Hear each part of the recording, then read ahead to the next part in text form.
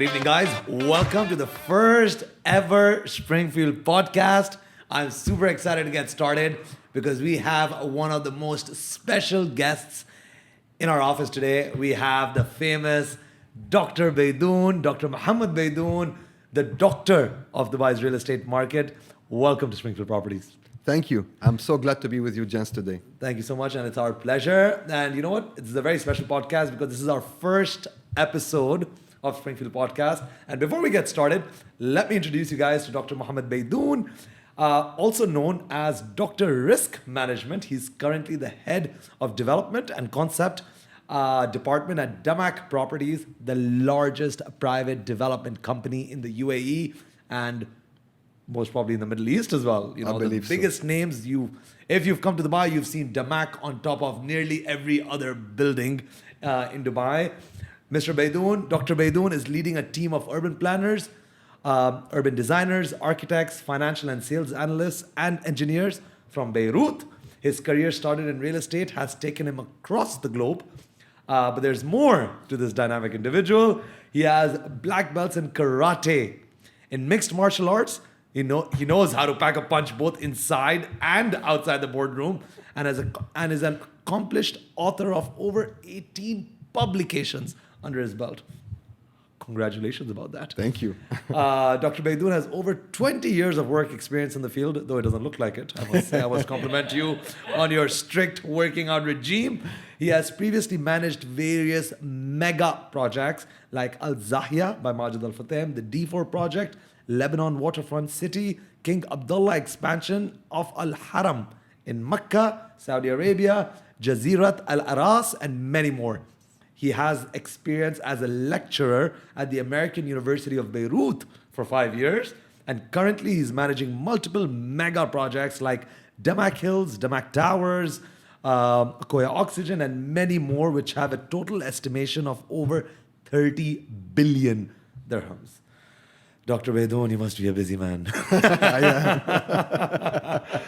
So, to begin with, my first question for you, since you are widely now regarded as the doctor of Dubai's real estate market, how is the health of Dubai's real estate market?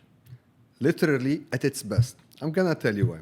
It's not just because I'm being optimistic or I want to confront people in that area. No, not true at all.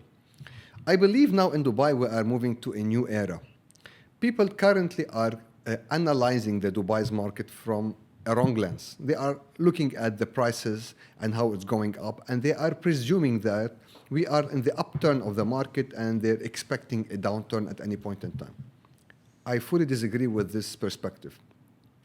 Dubai now is reaching a mature stage. But before talking about Dubai, let me explain the concept of urban growth that's the major driver for value of properties in any country in the world.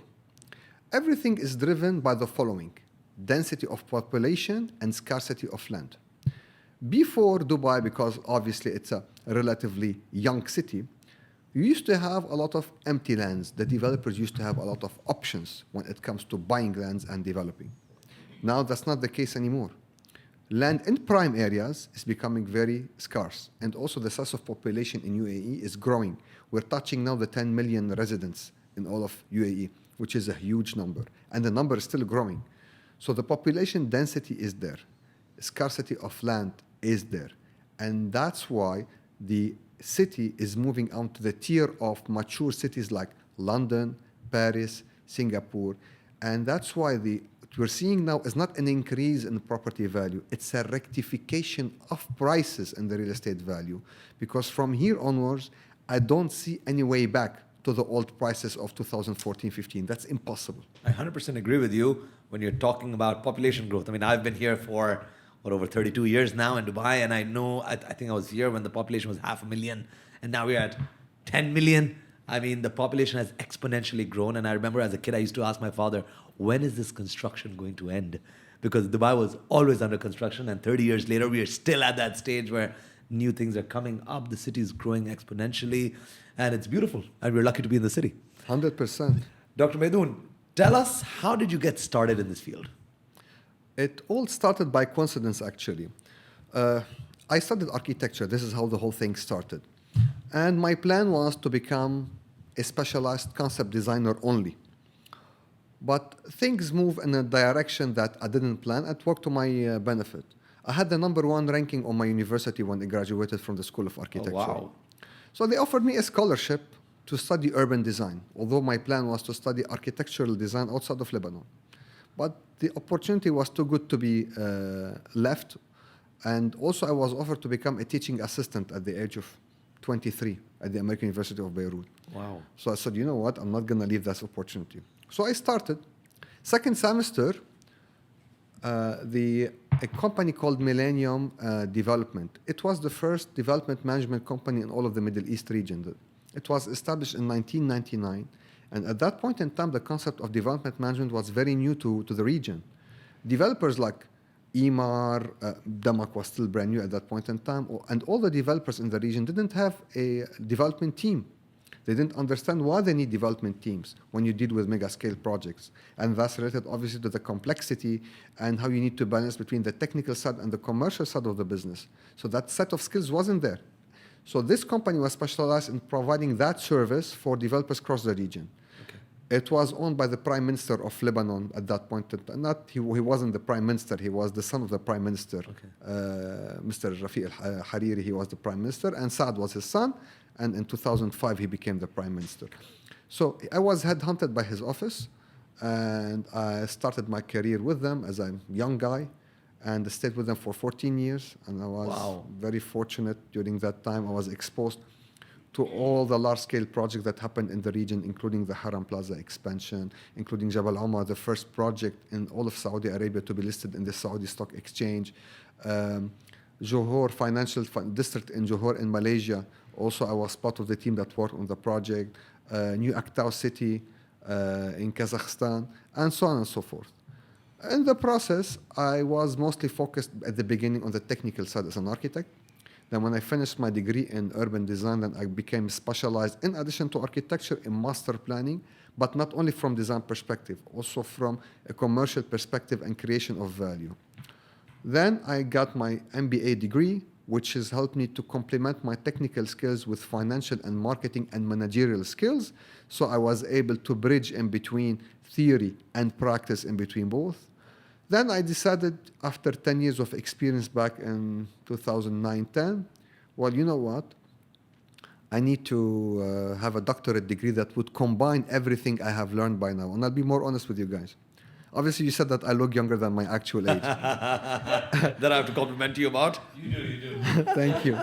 That's a blessing at the age of 45. I was shocked to know you're 45 and you told me you had a 14-year-old. And I said, really? And I look at myself, I'm like, I have a 2-year-old and I don't look as I was good. surprised when you said you worked with them 15 years. I was like, wow, that's a lot. But at that point in time, when I was in my late 20s, it was a disadvantage because I used to look younger, and that's not good for business at that point in time. Of course.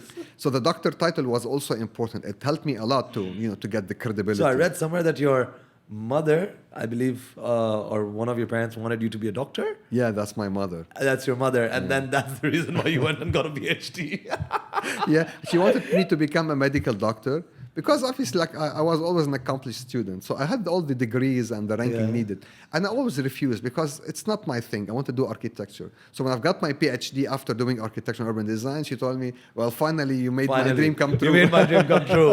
I don't care if you're the best. You're an architect.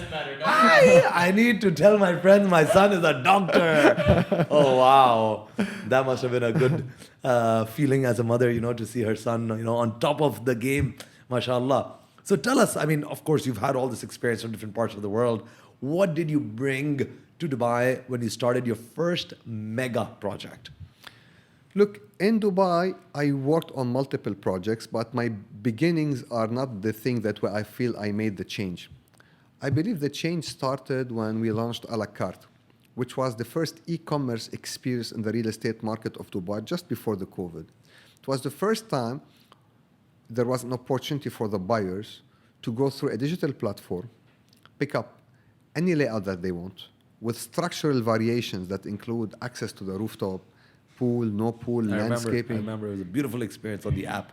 Different facade, you pick up what you want, and then you can book a unit online without talking to a single salesperson. Like, that point in time, that was the big deal in the market. Now everyone's trying to copy that and implement it, but back in 2020, beginning of 2020, that was the big thing.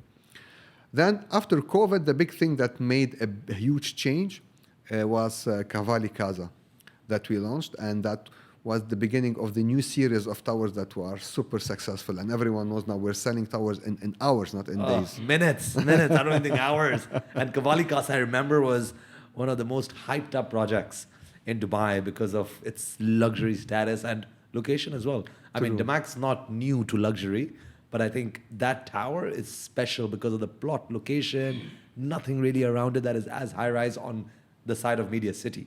So it seems like it's the beginning of the entire, skyline of Marina and JBR and GLT if you look at it from this side of the city. So tell us about that experience of developing, because I remember you said that building is particularly close to your heart. True. And it's close to my heart for two reasons.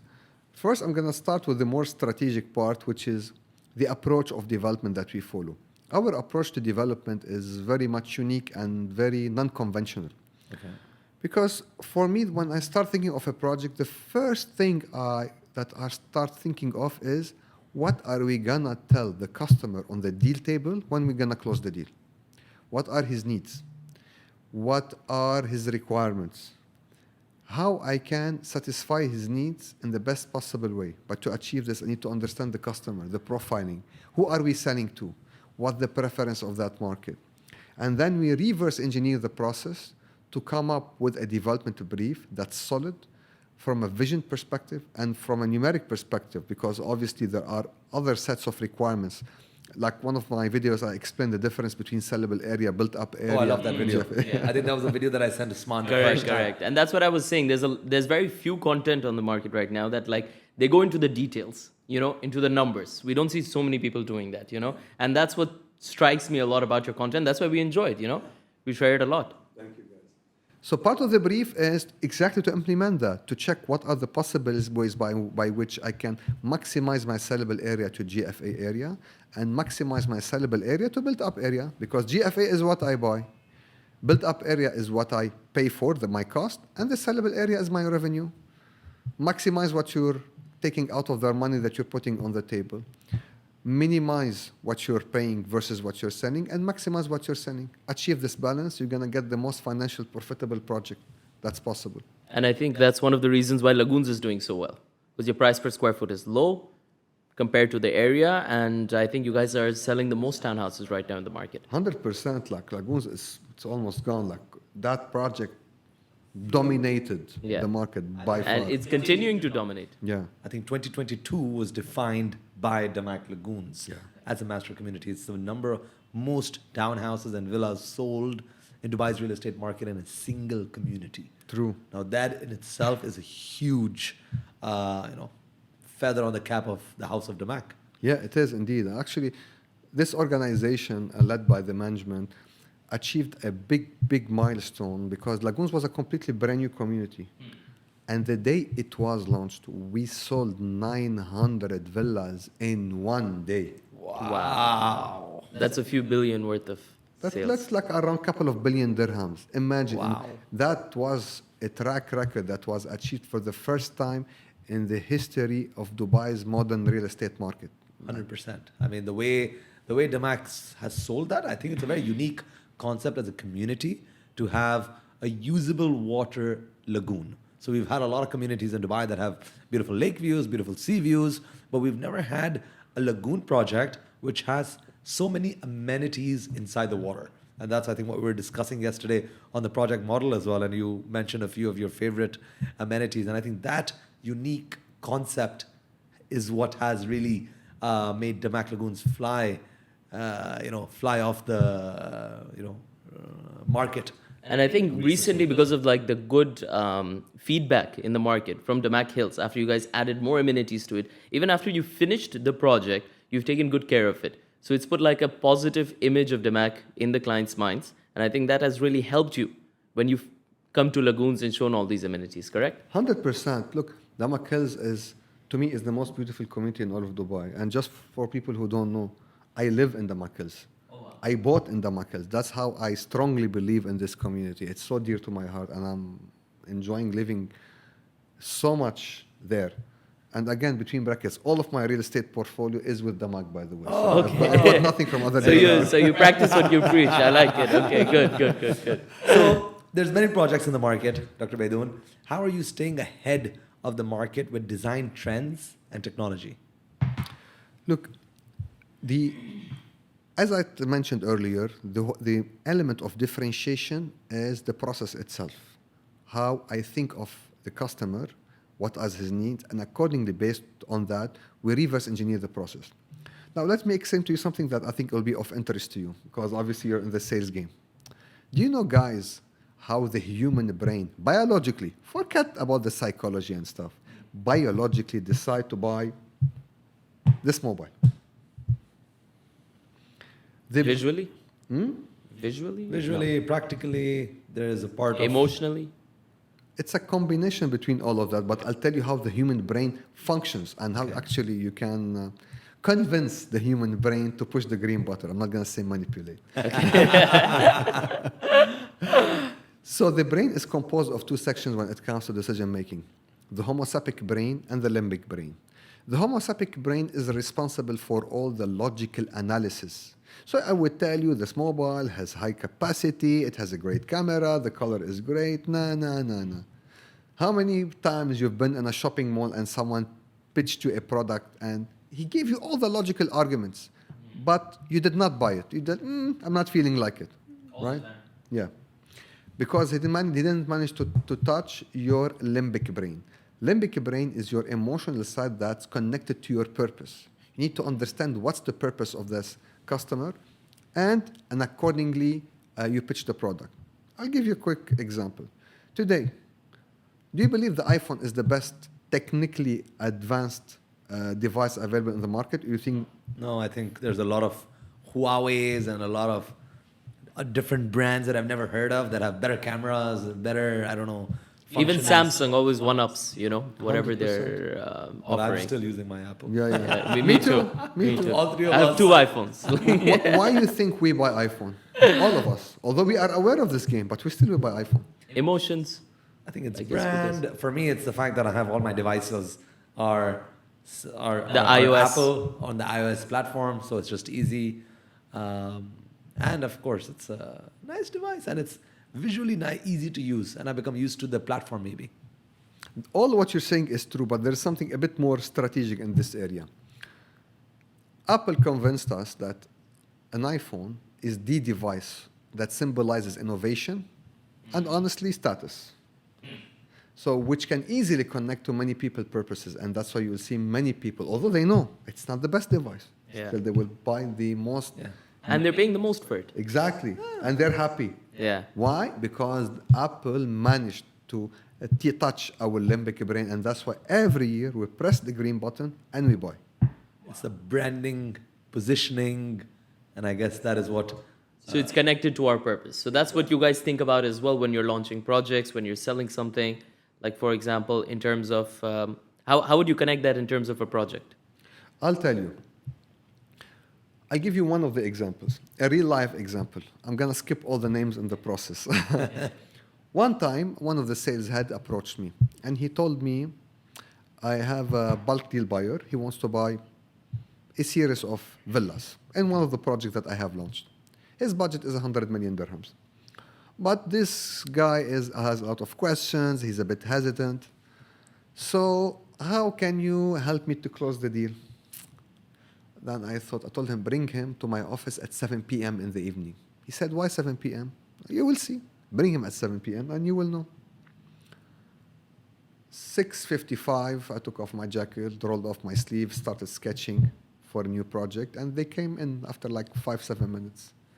Then he stepped inside the bulk buyer, and then the first thing I told him, welcome to the kitchen. This is where the cooking happens. Exactly. He's the doctor, he's the cook, he's everything. So psychologically, from that moment onwards, he felt that he's at a privilege by being that close to the product definition. Development process. So he already we ticked the first box. Before he came in, I profiled him. I asked the sales manager that was handling his account, how old is he? What are his interests? Does he like to party? Is he into sports? Is he married? Does he have kids? Why asking you all of those questions? It's a real estate deal. Just answer my questions. And they did. So I profiled him in my head. Then this guy wanted to buy the townhouses. And I asked him, you want to sell to who? He said mostly to a certain nationality. So, okay. People from this nationality, are they families connected or they are spread from different families? He told me, no, my customers basically are most of them are bulk buyers and they know each other. Oh, perfect. I told him, you want to flip this after a few months or keep it till construction? He said, I want to do half-half. I smelt in the process that he has this dream of having his own development. So I knew where is his soft spot, and I entered from that spot. Told him, see this strip of villas? He said, yeah. I told him, it has access from one point. He said, yeah, that's true. I told him, that's a cluster within the cluster, something that you can take and sell as part of your own brand, although it's part of the MAC clusters.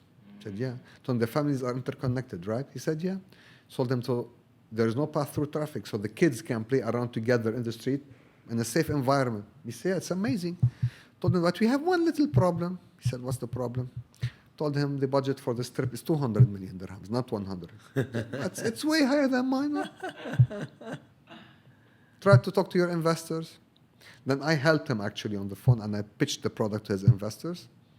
The deal was closed, and the sale was done. Why? Wow. Because I understood his brain, and I reached his limbic brain. That's why on the spot, he pressed the green button, and he Wow. Wow. I need to bring all my clients to you now. Every time we're stuck with a bulk client, we know who to call. Doctor. You'll be bothered by us quite a bit. No, but that is 100%. I agree with you.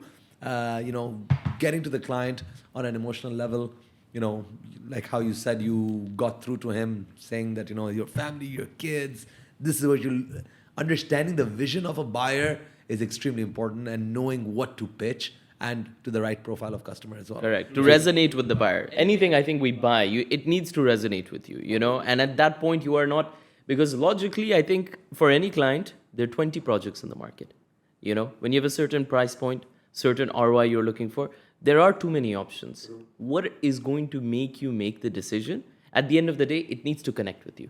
Emotionally, it needs to make sense. I have some clients who've ended up buying in some buildings in downtown where it probably wasn't the best investment, but they wanted to be in downtown. They wanted to be close to Burj Khalifa. And over time, that paid them off, But I think every client, whether it's real estate, anything else, it needs to resonate with them. It's an emotional purchase at the end of the day. 100%. And that same approach we follow whenever we define a new project.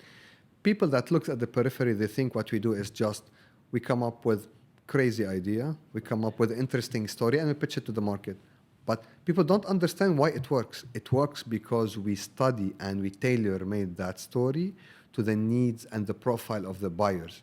And that's why people, they like it and they buy. And that's genuinely responding to their needs and their purposes. And that's why we believe that we're not sending out product for the just of sake selling it. We are also giving people value for your money, and we are delivering what they are expecting from us from a product perspective. And that's why I think recently we've seen a lot of branding with Damac and major fashion brands. So you've seen all your Cavalli Towers and now De Grisagono. So tell us a little bit more about your journey from an architectural purposes and a development purpose, from designing a building with the brand. How do you bring the story of the brand into the development? And how has that helped Damac this year? First, when you want to design with a certain brand, you need to understand what's the DNA of that brand. And then the trick is not to be consumed by it from a fashion perspective. Let's say Cavalli is a fashion brand. So when I take it and apply it in a building, there are multiple challenges, by the way. Because fashion by nature is something that's seasonal, right? So every season you need to change the collection. But when I design a building, I want people, when they enter the building after 10 years, to feel as if it has been completed yesterday. So the challenge is to respect the DNA of the brand and yet give people a timeless design that would sustain over time. And that's why you would see the adaptation of the brand DNA in our projects. You will know immediately, for example, that this is a Cavalli branded, but at the same time, whenever you look at it, you say, well, it is Cavalli, but it's also timeless. And I think that's the trick when you want to use a fashion brand and implement it in a design. The second thing, and honestly, that's helped a lot. Obviously, our chairman, Hossein Sajwani, he owns Cavalli and he owns Digar Zugono. That's not in the market. So because he owns those brands, we have the luxury to use or to put the name of those brands on the towers themselves. Now, with all my due respect for all the developers in the market, all of them, when they use a certain brand, they say brand by, interior by, inspired by. But you will never see a single rendering that they put in the brochure on which they're going to put the name of the brand. It's always in the brochure, not in the rendering on the building. They cannot. From our end, we put the name of the brand on the building, and that drives a major premium. Of course, 100%. If you look at Miami, if you look at most other major cities that have a lot of branded residents or that have the appetite for branded residences. I know there's a very famous tower, Porsche Tower in Miami. Exactly. You know, everyone knows that because of Porsche. And I think Cavalli Tower in Marina, to begin things, to kick off the Cavalli brand, is really going to put Dubai and Cavalli on the map within the real estate market of Dubai for sure. And I think it's a beautiful building, timeless in design, huge plot, by the way, huge plot, lots of amenities. You have a beach inside the building. You know, we've sold quite a bit in this tower, so it's very close to my heart as well. And my clients' hearts who are, getting an excellent premium on that project right now. 100%, particularly that if you look at all the buildings that have been designed along that line, all of them, without any exception, they have front and back units. Yeah. The only building on the whole line that has units only overlooking the water is Cavalli Casa. Yeah. Because what we did, rather than having a rectangular or squarish building, we opened up the curve to maximize consumption of GFA on the frontage, and that helped us within the allowed maximum number of floors to make every single unit overlooking the water. This design philosophy I can also see in Safa 1, especially the Tower 1, where you've put the elevators towards the back, and in the front you have all the 2 bedrooms and the 3 bedrooms in the corner. So you guys have maximized the views as well in Safa 1. 100%. And I think that's where I think your touch of architectural perspective is seen across all the developments of Damac recently. Thank you. And you're making our life easier. As brokers, Because we you're have more making it units to easier. sell Yeah. with a good view. And that's the most important thing when you're selling, a building of that stature. Talk to us also about your latest development, Canal Heights. That's once again broken a record for one of the fastest selling towers. I think it was 30 minutes, 40 minutes. I mean, Yeah. we were there and our clients were running around to get units, and some got, some didn't. So we're saving them up for the next launch. But tell us a little bit more about the design limitations that you had while developing Business Bay and how you managed to overcome those from an architectural and development business perspective. With pleasure. The whole story started with the brand, which was Digar Zugono. Now, as you know, we created this concept of having a new gem for every new launch.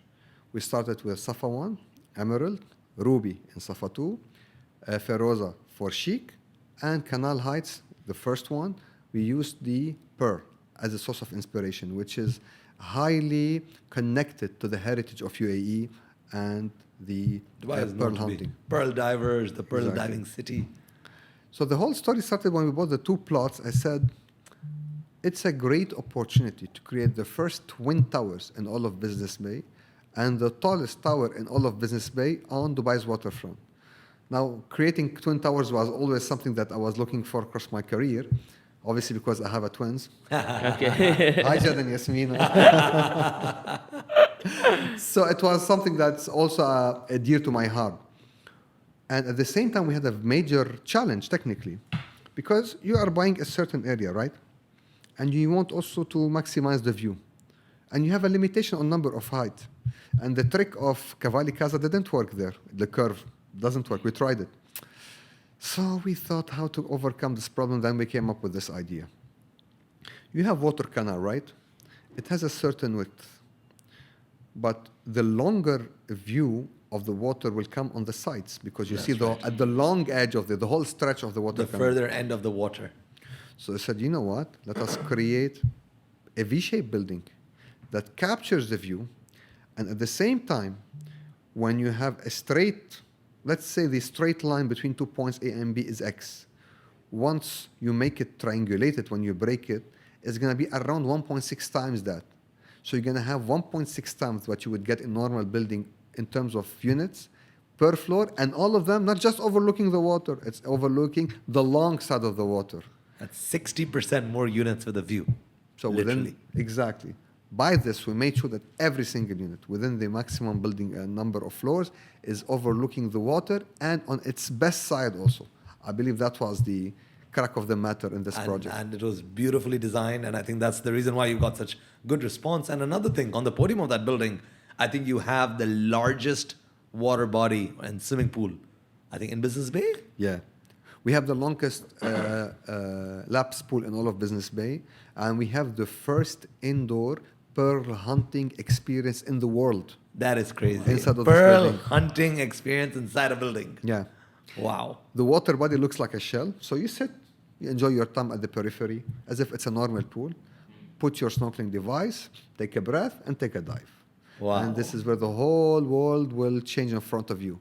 Corals, pearls, get deeper dive, get closer to the pearl, read the information related to it, touch it by your own hand, and get the first snorkeling experience in the world in that of the exclusive building. Wow. Oh, wow. So how deep is this water? It's around 2 meters. Wow. Yeah. That's edutainment Yes. on another level, on a physical level. You know, you're diving in to learn. I mean, I'm excited to take actually my son to something like this maybe in a couple of years before. So hopefully I can take him out for a nice diving and educational tour at Canal Heights. With pleasure. Another really cool thing that I noticed in one of your buildings, Safa 1, with the rainforest on top.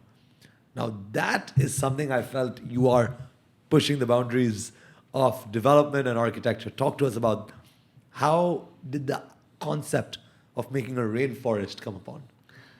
Look, when we started the design, we agreed on making it as Digri Zagona. Actually, that was the first Digri project, Zagona Tower. Digri Zagona project in the world. So I asked for the guys to share with me the collection of Digri Zagona, and I studied it. I'm talking about the jewelry collection. And I found a piece that was very, very famous a few years ago, which is basically a necklace created by the brand. Half of it made of diamond, half of it made of emerald, and in the middle you have the largest white diamond in the world that was placed at that point in time. Already sounds super expensive to me. Super. I said, okay, you know what? That piece of design is very, very special. And at the same time, the project is overlooking Safa Park, and it's overlooking the water. So I said to the guys, look what we will do. We're going to bring the green of nature and the green of luxury and combine it together and add the cherry on top, which is the water.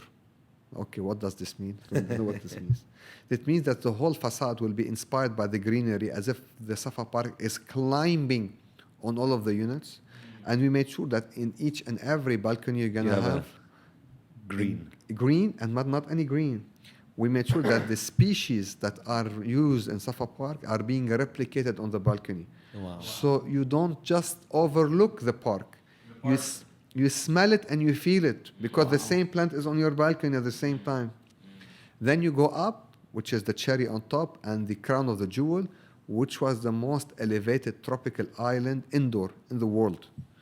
Loaded with greeneries, huge water bodies, species flying all around. And that was, I believe, the pinnacle and the cherry on top that, you know. When I showed the renders of that to one of my clients who bought multiple units in Safa 1, he was blown away. He's like, how are they gonna make a forest on top of this building? I said, this is Dubai. You know, especially with, you know, if it was anyone else, I doubt it. But if it's Damac, I know it's gonna be done. Yeah, You definitely. know, that is the beauty and I guess the experience of Damac coming into play, and even the watering concept, you know, how you're going to water, and I think there's going to be some rain aspects as well on top. Of course. There's going to rain there around every hour. There's going to be a artificial raining system created. That is going to be super cool. And you know what we do is, what I like about it, what I'm proud of actually, is the fact that we come up with a crazy idea, and at the same time we know exactly how technically it can be executed, like by the milli. I know, for example, how much depth you would need for every single type of tree, where to allocate it to minimize impact on the structure, where the water shall be placed, also to minimize the impact on the structure, how you can create an artificial system that by which you can create the artificial raining. All of those technical details, we are aware of that. Remember, I'm come from a technical background. I'm just not just Of course. crazy guy. Let me make a rainforest on top of the building. Really? I went on a trip, and that's what I liked, and that's what I want in my building. That's it. And now the architects are like, oh no, Dr. Baydoun wants a rainforest. This guy is crazy. And then again, Safa 1 and Safa 2 are going to be connected.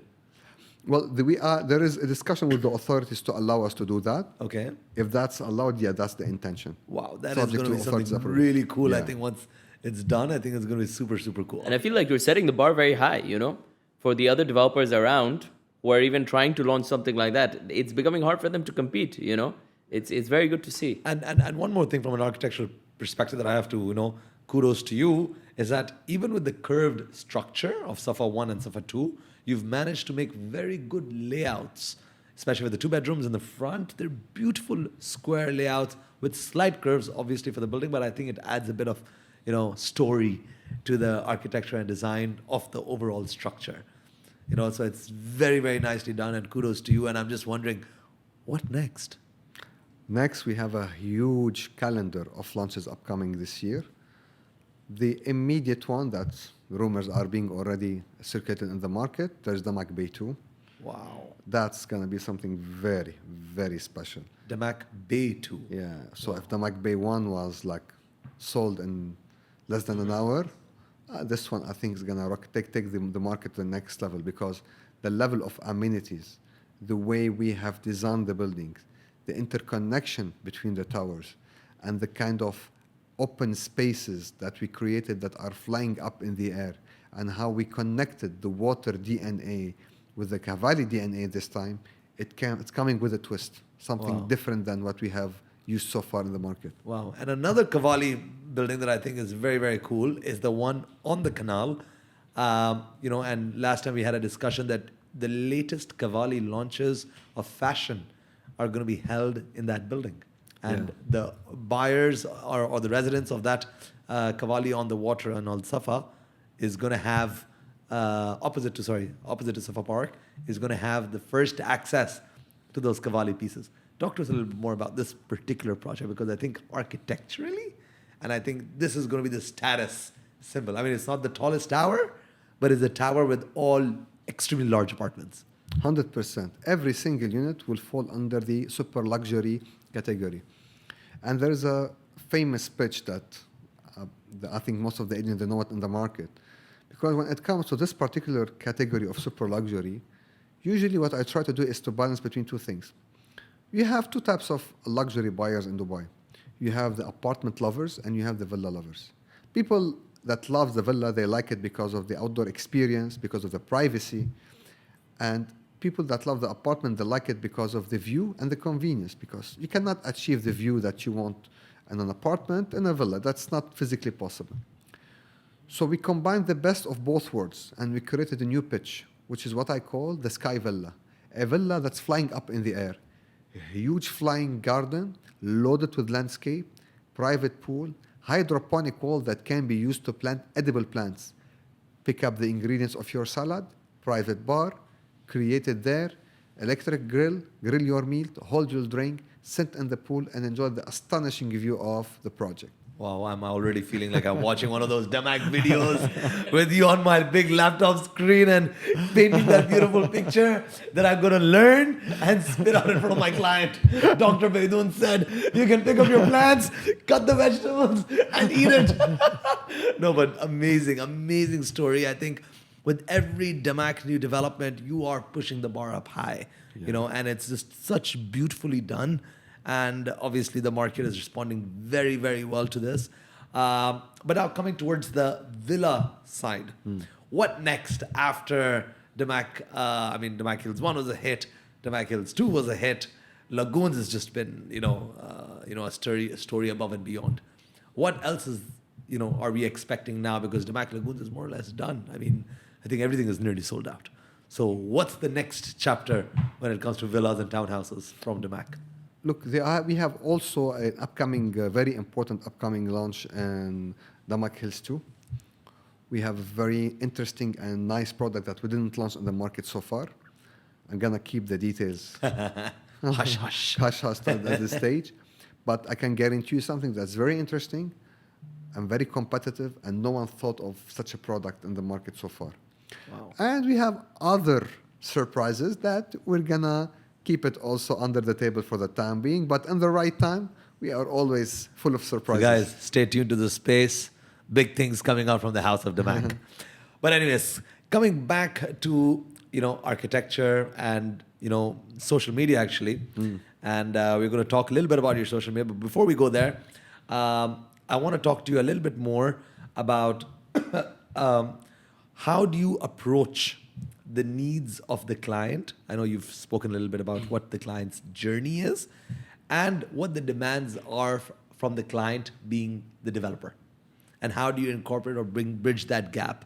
If you're hearing things from the market that we want space or we want design, and from your client you have different requirements, how do you bridge the gap, and from an architectural perspective? Because I know you are getting demands from either sides, the client and the customer. How do you make sure that those two fit and being financially viable as well?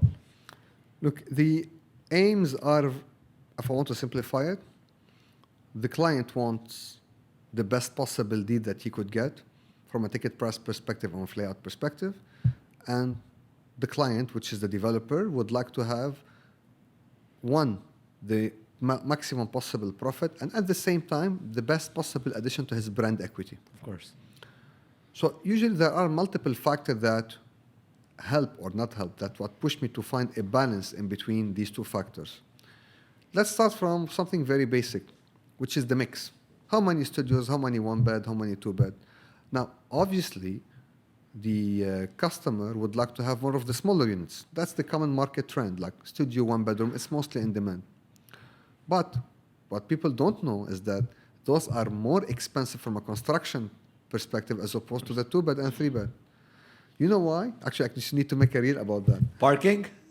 Parking is one, but before we reach the parking, there is also the kitchens and the bathroom. They are the most expensive items in any house. Of course. And when you increase the size of the unit, proportionally, the increase in the size of the kitchen and the bathroom is not proportionate. So that's why you end up paying more for the smaller units as opposed to the larger ones. Second, whether you're having studio or one bed or two bed, you need to provide one car parking space, right? And that's not part of the sellable area. Yeah. So that would also be taxing on your financial profitability. Plus, also there is a different factor, which is how many podiums and basement are allowed. And basement are very expensive. People that remember also I made a video about that. Yes, you did, and I really like that video. The cost of the basement versus the cost of the podium. Exactly. So my intention is to minimize basement as much as possible and maximum use of the podiums. So the more I have smaller units, the larger number of the units, the more parking I need, the more expensive the building will be. So I need to strike a balance by which I can maximize the margin and the IRR, which is related to the time value of money. So I try to maximize a balance for the velocity of sales at which I can sell the whole building, and at the same time I maximize my margin. And I drive all of my financial feasibility and my development brief and building design based on that. Interesting. Wow, I mean, that is taking you to the back, the back of the development process that not everyone opens up about. So that's what I think, even from a content perspective, I love your content because you're actually going to the details of the development process from the other side of the table. We're all looking at just the brochures and the pretty pictures, but you are actually going into the science, behind the entire development process. And I think it's been very, very educational watching your content. Thank you. And coming to content now, finally, what pushed you to get on social media? An architect heading a development arm of, the biggest private developer in the Middle East. What made you think social media, would be something that you want to get into? Honestly, I would give credit for that to two people. The first one is Amira Sajwani. Okay. Because the first movie that we've done for Lagoons, it was her idea. It wasn't anyone's other. I remember idea. that video very, very well. It really helped us sell. So after, obviously, we replicated that concept for multiple projects, and we created those movies. Then I was sitting with a friend of mine over a lunch. Her name is Hiba. So she was telling me, how is your social media account, your Instagram? I want to add you. Yeah, sure. Then she looked at my profile. She told me, how come someone with your profile has such an account? You need to revamp it. What shall I do? She told me, well, you need to reorganize it. That's how you organize it. You need to create content. Why don't you create your own content? Okay, why not? Let me give it a shot. Then I started with that. At the beginning, it was more on the professional side. Then we added the sports component. Then an idea, again, that's the idea of Ali Sajwani, actually, where where I combined the fitness with the real estate. And then I evolved that into the character or the role of the doctor of real estate, where I became the professor that gives all the technical details behind the development. And the moment I hit that, this is where I went viral. Like, I jumped over 300,000 followers. I have now 350. And a couple Make sure, guys, you guys follow Dr. Baydoun. I'm going to make sure I mention his Instagram account over here. Very, very interesting content. Thank you. And then you brought your professor and architecture and development and fitness into a very, very good mix. Thank you. So Dr. Baydoun, coming to your black belt in karate, tell us a little bit more about your fitness journey. I mean, I look up. I'm guilty to have seen those 8 packs on your Instagram. I'm like, damn, dude, this guy is jacked. Tell us a little bit more about your fitness journey and what keeps you going to go to the gym in the morning. Because I go to the gym in the morning, but He has a trainer now nowhere after close to seeing that. your packs. He's like, I will be here. I will be here. Okay. But For the record, I've had a trainer for a year and a half. but now he's taking him more seriously, It's a motivator. See, he has his meal prepped over there. I have my behind, meal prep, guys. After this, I need a protein shake after this. No, but tell us a little bit more about how you got started in your fitness journey and what keeps you motivated. The whole thing started at the age of 8, actually. 8. Yeah, but at 8 I wasn't as intense. At Okay. 8 I started with gymnastics. Wow. Okay. So that has nothing to do with martial arts, but it gave me the base of having, the flexibility and the physical power, because gymnastics needs a lot of physical power. Core strength. Yeah, core strength. Then at the age of 14, by coincidence, my mom sent me to a training camp. And during that training camp, they used to train judo. I never tried martial arts ever in my life. So I tried the judo, and I dominated all the kids. I discovered, I can fight. I didn't know that. You're the kid that used to beat up other kids in school, huh? Dr. Baydoun. And then you decided to Moved to martial arts. I moved to karate because I wanted something a bit more aggressive. I won the national championship of Lebanon at the age of 16. I won it again at the age of 17. Wow. I got my international black belt at the age of 17 also. During the same week, I was accepted to the School of Architecture, and I got my international black belt, and I was called to be part of the national team of Lebanon. Really? Yeah. National team of Lebanon. Wow. So actually, I was like the upcoming next big thing, and they wanted me to be ready to represent Lebanon in the World Championship. But I had architecture is a full-time job, so I had to make the choice: either become a professional fighter or become an architect. So I took the path of architecture, but still I was competing locally on the University's Championship, Beirut, Lebanon, for quite a number of years. Then when I started my first masters, I flipped to Muay Thai, Thailand boxing. Oh, okay. I won the championship of the universities. Then at the age of 35, I said, you know what? I want to achieve something new this year. I'm going to get a second black belt in mixed martial arts. Really? Oh my God. So there are like 4 different ways you can kick our ass. Huh? MMA, karate, judo. I don't want to argue with you today. Whatever he says, he's right. He's right. I'm not even going to try. Wow. So at 35, you decided to... Yeah. And I won and I got my black belt. And I kept my fitness journey up till now. I hit the gym at 5:30 in the morning. Mashallah, I mean, that's amazing. Doing a lot of 5:30 calisthenics. And I won a couple of championships here in Dubai, actually, in CrossFit in 2019. Wow. Okay. Yeah. How long do you spend in the gym? An hour and a half. Okay. Yeah, I spend like an hour for strength training.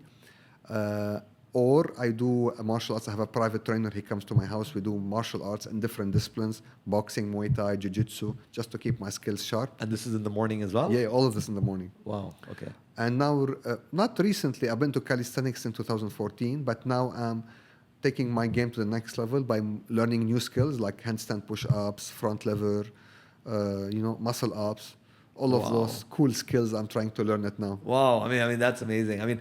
I started my fitness journey about a year and a half ago.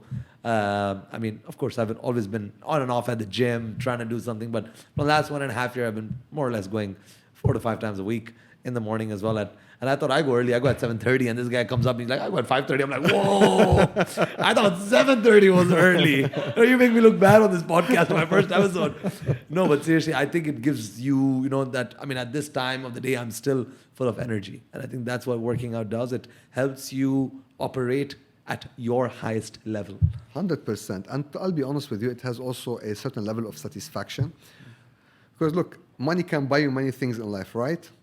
But to get a body of this level, it's something money cannot buy. Of course, 100%. So it gives you a lot of confidence, like 100%. And I think for all high performers like yourself, you need that confidence, you need that mental sharpness, and I think all of that comes through working out. And I always tell all of our team in the office as well, guys, go to the gym. I actually motivated 4 or 5 people to start joining my gym, and they come and train with my trainer. Ah, cool. Yeah, so we have a whole Springfield team going there and training, because I feel like, especially in sales as well, we have a lot of ups and downs.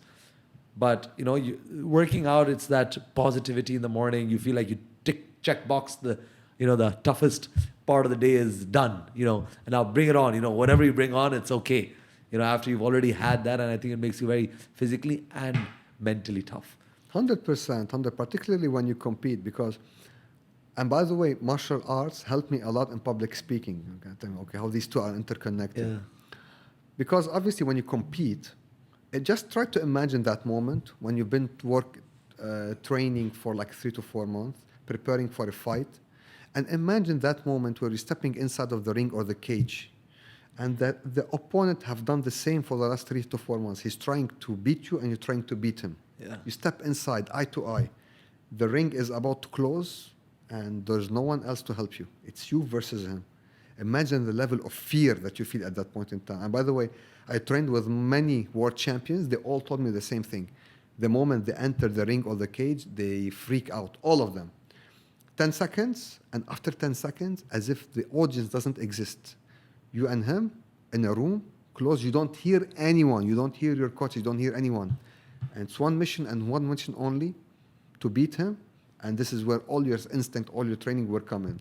So after an experience like that, any public speaking on stage will become easy. Wow, the picture you've just painted, it's making me feel like I should start this competition, because it really makes you, what is business? What is life? Especially in a competitive field like real estate that you're in, that we're in, competition is very important. If you don't have a competitive bone in your body, you're not going to achieve at the highest level. And I don't think that's in real estate. I think it's in life. If you're not a competitive person, you're never going to be on top of your game. True. Whatever game it is in life. And I think maybe that is something that I would think as an outsider has helped you come up the ranks. There's so many architects, but there's only one head of development at the House of Damak. So Thank you.